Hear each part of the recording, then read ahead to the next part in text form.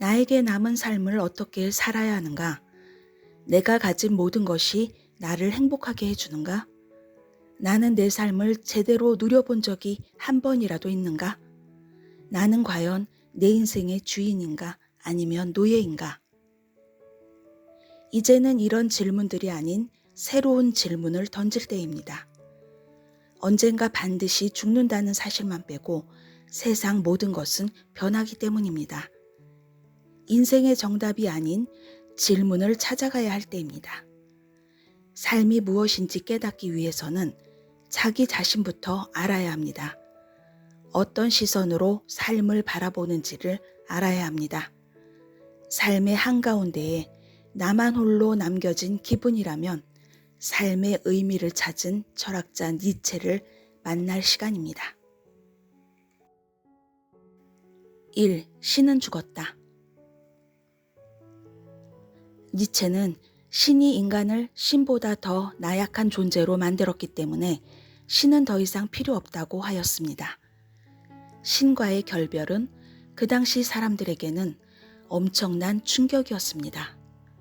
기독교에서는 현재 우리가 살아가는 이 세계와 죽어서 영원한 구원을 통해 가야 할 천국이라는 저 세계로 나누었습니다. 니체의 신은 죽었다라는 말은 저 세계를 사라지게 만들고 이 세계만 남게 만든 것입니다. 오롯이 이 세계에서만 살 수 있다면 인간은 살아있을 때 누리는 이 시간만이 전부입니다. 결국 자신의 삶을 소중히 여겨야 하고 진정한 자신으로 인생을 살아야만 합니다. 니체는 창조하는 자가 되라고 말하는데 이것은 내가 원하는 나로 살기 위해서 익숙한 것을 버리고 새로운 것을 경험하며 자신이 진정 원하는 바가 무엇인지 깨달으라는 의미입니다. 현실에 안주하고 싶다는 저항감이 들기도 하지만 이를 극복하기 위해서는 용기가 필요합니다. 니체는 위험하게 살아라, 미지의 바다로 항해를 떠나는 위험한 삶을 선택하라 라고 말합니다. 삶을 힘들게 하는 것들을 외면하지 말고 판에 박힌 낡은 삶을 새로운 것으로 채워야 합니다. 2. 내 삶의 의미는 무엇인가? 신의 죽음으로 인간은 자신을 구속했던 신의 굴레에서 벗어나게 되었습니다. 하지만 그와 동시에 인간은 자기 자신과 삶의 의미를 든든하게 지탱해 주었던 토대가 사라지게 되었고 무엇 때문에 살아가는지 그 의미를 잃고 방황하게 되었습니다. 삶에서 가장 중요한 것은 삶의 목표인데 많은 사람이 뚜렷한 삶의 목표가 없는 상태에서 살아갑니다. 그러다 보니 일시적 쾌락을 추구하며 감정의 노예가 됩니다. 또한 현실을 외면하고 눈앞의 이익만 쫓으며 삶을 보냅니다. 자신을 이끌어줄 나침반이 없다면 진정 가치 있는 삶을 살아보지도 못한 채 죽음을 맞이할 것입니다. 사람은 항상 새로운 욕망이 충족되기를 바랍니다. 그 욕망이 충족되어 가라앉으면 다시 공허감과 권태에 빠집니다. 권태를 벗어나기 위해서는 또 다른 강한 욕망이 존재해야 합니다. 니체는 짧은 즐거움 뒤에 찾아오는 권태는 일의 성공을 위해 필요한 휴식 시간이라고 말합니다. 그러니 권태로운 상태를 견디면서 기다리고 고통스러운 삶을 받아들이면서 그 무엇을 향해 나아가야 합니다. 3. 완전히 나다운 모습으로 사는 법. 니체는 초인이라는 새로운 인간 유형을 제시합니다. 인간은 허무주의를 극복하는 주체로서의 초인이 되어야 합니다. 자신을 극복하고 초월하는 인간 유형을 의미하는 초인은 인간 위의 인간 또는 인간을 넘어선 인간이라는 뜻입니다. 니체는 왜 인간 너머의 인간인 초인이 되라고 말한 걸까요? 그 이유는 이제 우리에게 이 세계밖에 남지 않았기 때문입니다. 신이 죽었고 동시에 천국도 사라졌으니 인간에게 남은 것은 이 세계뿐입니다. 지금까지 세상의 시선과 타인의 기대에 얽매여 살았다면, 자신의 꿈보다는 돈과 명예를 좇으며 살았다면 이제는 나다운 삶을 살아야 합니다. 인간은 자기 자신을 극복해야만 나답게 살 수 있습니다. 나답게 사는 것이 니체가 말하는 초인의 삶입니다. 나답게 살려면 먼저 자기 자신을 사랑해야 합니다.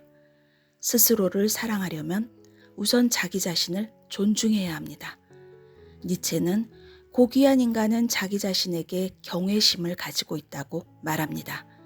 사람은 홀로 남겨졌을 때 불안을 느끼므로 다른 사람과 끊임없이 관계를 맺으며 살아갑니다. 자신을 사랑할 줄 아는 사람만이 다른 사람과 소통할 수 있습니다. 내가 나 자신을 사랑하지 않으면 자신이 누구인지 모르고 다른 사람의 말과 행동에 쉽게 흔들립니다. 누구도 이런 사람을 믿어주지 않으며 결국은 떠나갑니다. 열등감과 자기 비하에 빠지거나 타인과 비교하지 마십시오. 자신을 소중한 사람이라고 여길 때 비로소 인생이 온전하게 나의 것이 됩니다. 나답게 살려면 마음이 이끄는 일을 해야 합니다. 마음의 문을 열고 시야를 넓혀 자신의 본 모습을 발견하면 인생은 행복해집니다. 그리고 자신의 마음이 이끄는 대로 나아가는 것이 인간 너머의 인간, 즉 초인에 이르는 길입니다. 새로운 꿈을 추구하는 과정에서는 언제든지 안 좋은 패가 나올 수 있고 불리한 상황이 될 수 있습니다. 최악의 경우 모든 것을 잃어버릴 수도 있습니다. 하지만 인생을 망치는 최악의 적은 자신 안에 잠자고 있는 부정적인 감정입니다. 부정적 감정에 휩싸여 자신을 극복하지 못하면 초인이 될 수 없습니다. 자신을 극복하려는 의지가 강해질수록 두려움과 포기를 상대로 싸울 수 있습니다. 그리하여 때가 되면 지금의 나와는 완전히 다른 사람이 된 자신을 발견하게 될 것입니다. 인생의 모든 문제에 대한 답은 내 안에 있습니다. 4. 굴레에서 벗어나는 방법. 많은 사람들은 타인이 만든 원칙이나 방식을 신뢰하면서 그에 따라 살아갑니다. 남들과 다르게 생각하고 다르게 행동하기는 쉽지 않습니다. 기존의 가치를 습관적으로 받아들이고 따르는 게 훨씬 쉽고 익숙하기 때문입니다. 니체는 이제까지 자신의 삶을 이끌어왔던 가치가 정당한지를 진지하게 묻는 태도가 필요하다고 말합니다. 모든 가치를 뒤집는 것은 지금까지 굳게 믿어온 삶의 방식을 문제 삼는 것입니다. 이제까지 자신이 옳다고 믿어왔던 정신적 가치들을 의심해 볼 시간을 가져야 합니다. 자신이 진리라고 믿고 맹목적으로 사랑한 것들과 결별하지 않는다면 미래에도 여전히 지금의 모습일 것입니다. 멀리 떨어져서 관찰하고 객관적으로 바라보면 기존에 갖고 있던 생각의 오류를 발견할 수 있습니다. 니체는 이제까지 지상에서 도덕으로 찬양된 모든 것을 의심합니다. 그는 기존의 철학자들이 진리라고 믿었던 모든 철학 개념을 의심하고 또 의심했습니다. 기존의 가치를 평가하지 않는다면 새로운 가치를 창조할 수 없습니다. 5. 아모르 파티. 내 운명을 사랑하라 라는 운명의 아모르 파티는 니체 사상의 중심을 이루는 것 중 하나입니다. 니체의 운명에 대한 사랑은 삶에서 필연적으로 다가오는 것들을 받아들이는 것입니다. 비록 삶이 우리의 힘으로 바꿀 수 없는 것으로 가득 차 있을지라도 주어진 길을 담담히 걷는 것입니다. 일상에서 받게 되는 모든 스트레스와 상처들과 싸우면 싸울수록 감정의 쓰레기가 내면에 쌓입니다.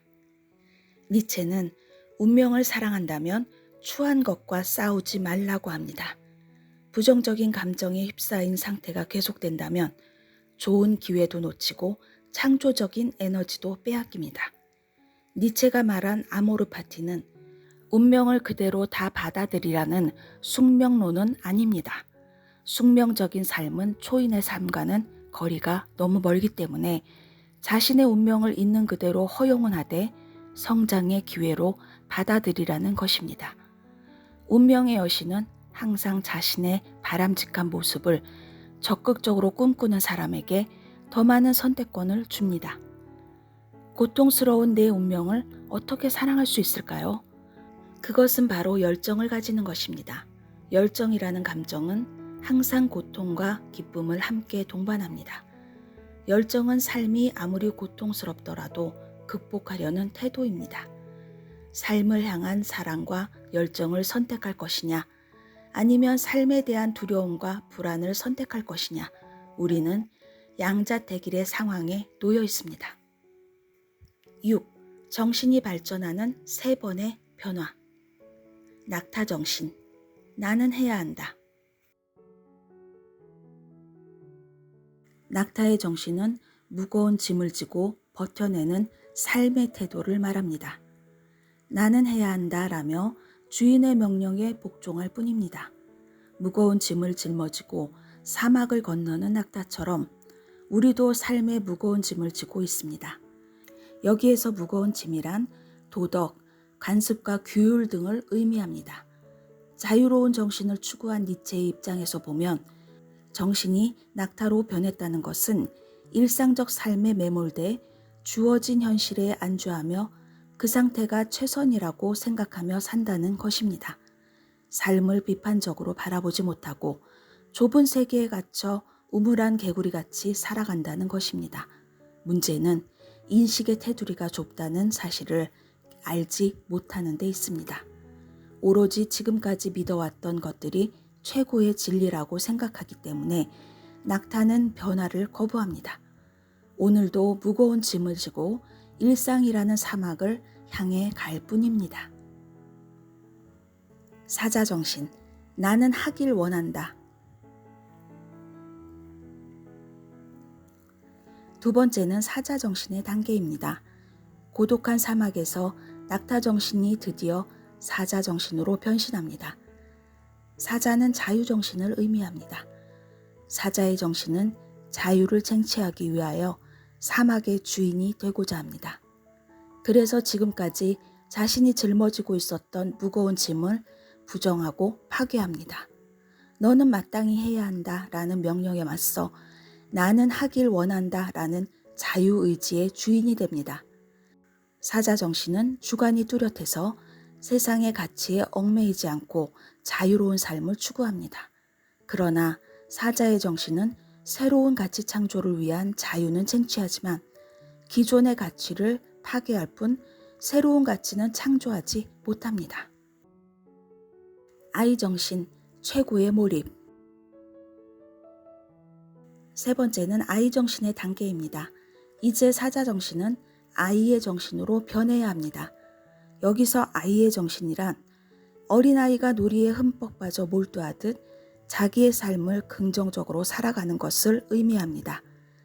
마지막 변화의 단계인 아이 정신은 자기 극복을 위한 최고의 경지에 이른 모습입니다.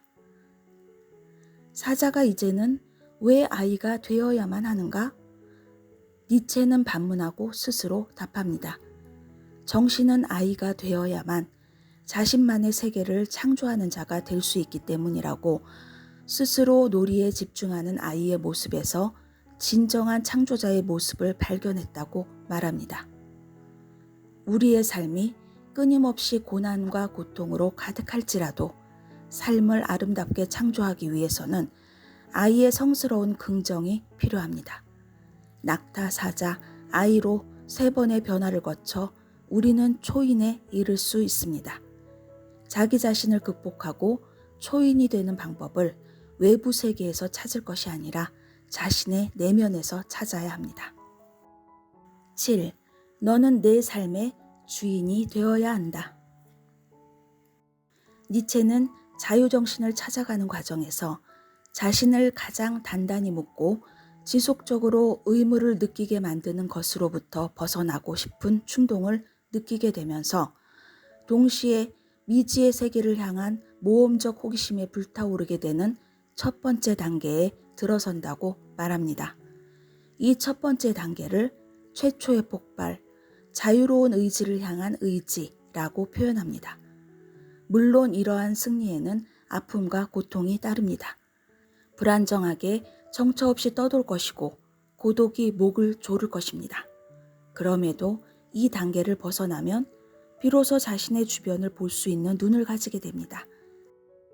자신이 어디에 있었는지 깨닫게 되고 친근하고 가까웠던 것들이 달라 보이기 시작합니다. 자유정신으로 한 걸음 다가가면 그동안 잊고 있었던 자기 자신을 바라볼 수 있습니다. 언제나 익숙했던 것들에 머물러 있지 않았던 자기 자신이 무척이나 자랑스럽게 느껴질 것입니다. 니체는 자유정신이란 스스로 자기 자신을 다시 소유하는 자유롭게 된 정신인 것이다 라고 말합니다. 그동안 자신을 묶어왔던 귀퉁이와 기둥의 속박에서 벗어나 내 삶의 주인이 되는 완성의 단계를 맞이하는 것입니다. 1. 고귀한 인간이 되려면 깊은 고뇌를 겪어야 합니다. 2. 고통도 쾌락과 마찬가지로 많은 지혜를 지니고 있습니다. 고통을 정면으로 응시하십시오. 고통에 대한 처방은 고통입니다. 3. 남과 나를 비교하지 말고 자신의 힘을 긍정하십시오. 4. 자신의 안 좋은 기억이나 미래에 대한 불안감에 사로잡히지 말고 지금 이 순간에 충실하십시오. 함께 해주셔서 감사합니다. 구독, 가입, 좋아요 누르시면 저와 함께 행복해지실 거예요.